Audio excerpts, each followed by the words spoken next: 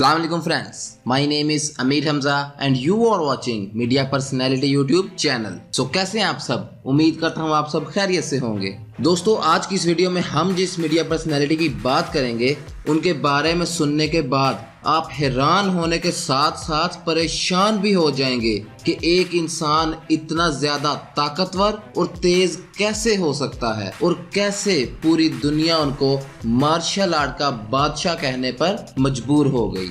जी हाँ दोस्तों, आप बिल्कुल ठीक समझे हैं। हम आज बात कर रहे हैं 20वीं सदी के टीवी और फिल्म के मशहूर अदाकार और मार्शल आर्ट की तारीख में तूफान बर्पा करने वाले दुनिया के तेज तरीन इंसान ब्रूस ली के बारे में, जिन्होंने अपनी ताकत और अपनी महारतों से पूरी दुनिया में ना सिर्फ अपना लोहा मनवाया बल्कि कई आलमी रिकॉर्ड्स भी अपने नाम किए, जो आज भी Guinness book of world record में दर्ज हैं, जिनको तोड़ना आज भी नामुमकिन तस्वुर किया जाता है। दोस्तों, ब्रूस ली का असल नाम ली जुन फैन था। ब्रूस 27 नवंबर 1940 को कैलिफोर्निया के शहर सैन फ्रांसिस्को के इलाके चाइना टाउन में पैदा हुए। आपके वालिद का नाम ली हुई चुइन था, जो कि हांगकांग के मशहूर ओपेरा सिंगर और पार्ट टाइम एक्टर भी थे। ओपेरा एक तरह का स्टेज शो है जिसमें लोग एक्टिंग करते हुए गाना भी गाते हैं। इस तरह के शोज यूरोपियन मुल्कों में बहुत पसंद किए जाते हैं और ब्रूस ली के वालिदा का नाम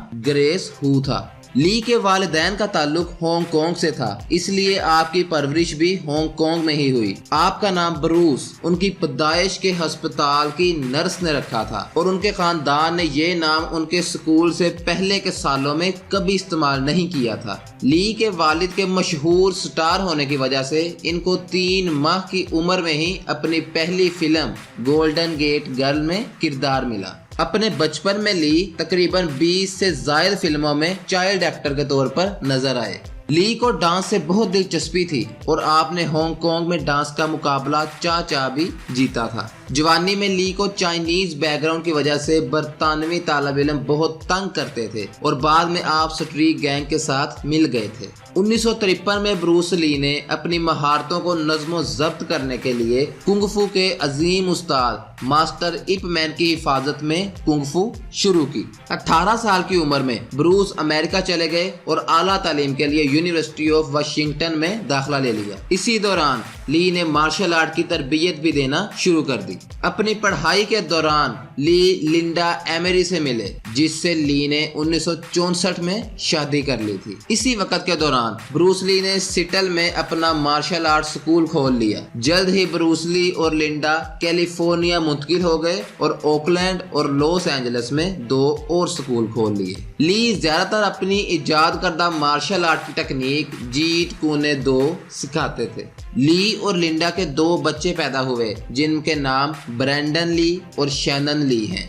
ब्रूस ली ने टेलीविजन सीरीज में भी काम किया, जिनमें द ग्रीन हॉर्नेट शामिल थे, जो कि 26 एपिसोड्स पर मुश्तमिल थी और 1966 से लेकर 1967 तक टीवी पर दिखाई गई थी। बादअज़ां एशियन अदाकारों की बेकदरी की वजह से ब्रूस ली 1971 में लॉस एंजलिस छोड़कर हांगकांग में रिहाइश पजीर हो गए। 1971 में ब्रूस ली की film the big boss release हुई। इस फिल्म में ब्रूस ली हीरो के तौर पर नजर आए, जिसमें ली ने अपनी मार्शल आर्ट टेक्निक जीत कूने दो और फुर्तीले अंदाज से काफी लोगों को महसूस किया और इस फिल्म ने हांगकांग में बॉक्स ऑफिस पर कई नए रिकॉर्ड्स कायम किए।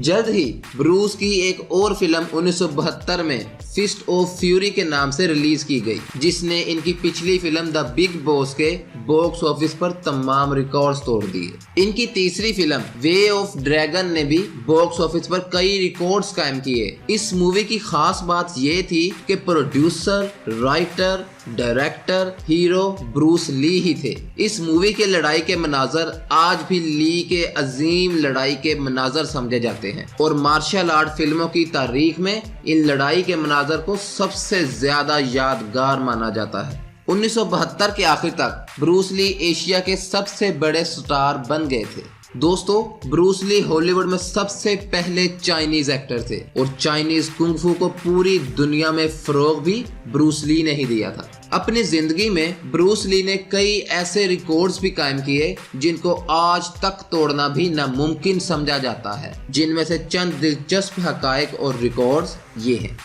ब्रूस ली की किक की स्पीड इतनी तेज थी कि उसको कैमरे की आंख नहीं देख सकती थी, इसलिए सीन मुकम्मल होने के बाद किक की स्पीड को कम कर दिया जाता था ताकि उनकी किक नजर आ सके।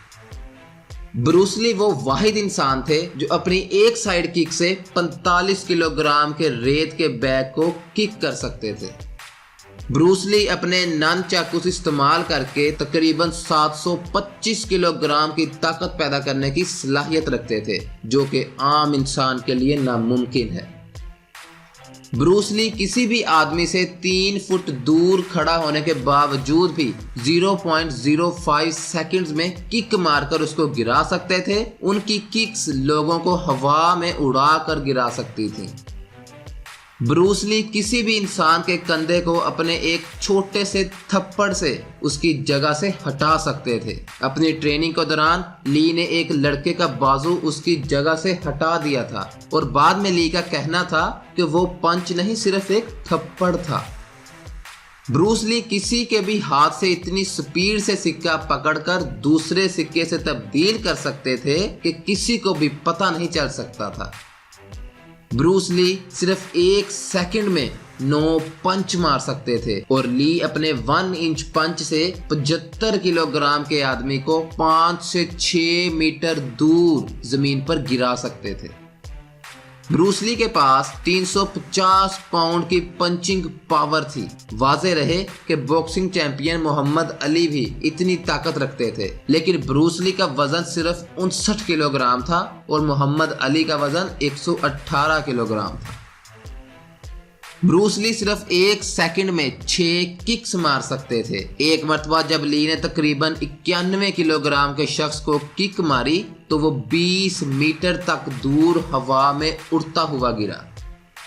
ब्रूस ली के पास वर्ल्ड रिकॉर्ड है कि उन्होंने 135 किलोग्राम के रेत के बैग को 5 मीटर की बुलंदी तक किक किया था, जो कि तकरीबन 16 फुट बनता है।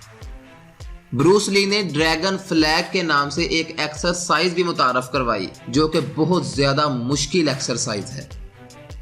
ब्रूस ली के हवाले से दी गई मालूमात के मुताबिक ली अपने दोनों हाथों से एक ही वक्त में तकरीबन 1500 पुशअप्स लगा सकते थे, जबकि एक हाथ से 400 पुशअप्स और एक हाथ की सिर्फ 2 उंगलियों से 200 पुशअप्स और एक हाथ के सिर्फ एक अंगूठे से 100 पुशअप्स लगा सकते थे। इन मालूमात के जान लेने के बाद आप ब्रूस ली की ताकत का अंदाजा बखूबी लगा सकते हैं। उनके बारे में ये मशहूर है कि ली कोई खलाई मखलूक थे, क्योंकि एक आम इंसान ऐसा कभी नहीं कर सकता। इसीलिए उनके कई वर्ल्ड रिकॉर्ड्स ऐसे हैं जो आज तक कोई नहीं तोड़ पाया। 20 जुलाई 1973 को रात के 7:30 बजे ब्रूस ली की तबीयत अचानक खराब हुई और फिर उन्होंने पेन किलर दवाई ली, जो कि वो अपनी कमर दर्द के लिए लेते थे। मगर हैरान कुन तौर पर उनकी तबीयत और ज्यादा खराब हो गई और फिर उनको क्वीन एलिजाबेथ हॉस्पिटल में ले जाया गया, मगर उनको हॉस्पिटल पहुंचने से कबल ही मुर्दा करार दे दिया गया। और फिर मार्शल आर्ट की दुनिया के अजीम तरीन खिलाड़ी और इंतहाई कम वक्त में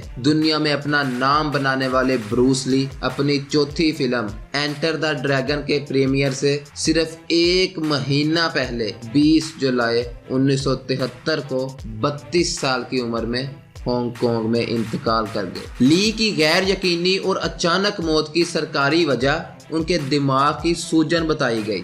ब्रूस ली को सेटल में लेक व्यू सेमेट्री कब्रिस्तान में दफना दिया गया और उनके जनाजे में लातादाद लोगों ने शिरकत की। ब्रूस ली की इस मुतनाज़े मौत के बाद काफी सवाल उठ खड़े हुए, जो कि आज तक भी मुअम्मा बने हुए हैं और कभी हल नहीं हो पाए। ली की मौत के शुरू में कई लोगों ने इसको कत्ल का नाम भी दिया। 1993 में ऐसी बातें ज्यादा अरूज पकड़ गईं जब ब्रूस ली के बेटे ब्रैंडन ली जो कि अपने वालिद की तरह मार्शल आर्ट में महारत रखते थे और एक्टर भी थे। उनको फिल्म की शूटिंग के दौरान गोली मारकर कत्ल कर दिया गया था। 28 साला ब्रैंडन ली को फिल्म की शूटिंग के दौरान खाली बंदूक समझते हुए शूट किया गया था, मगर उस गन में असली गोली मौजूद थी, जिससे ब्रैंडन ली मौका पर ही दम तोड़ गए थे। ब्रैंडन ली को उनके वालिद के साथ ही दफनाया गया। सो फ्रेंड्स, ये थी आज की मीडिया पर्सनैलिटी की अपडेट। मजीद अपडेट्स के लिए चैनल को सब्सक्राइब करें और बेल आइकन को दबाएं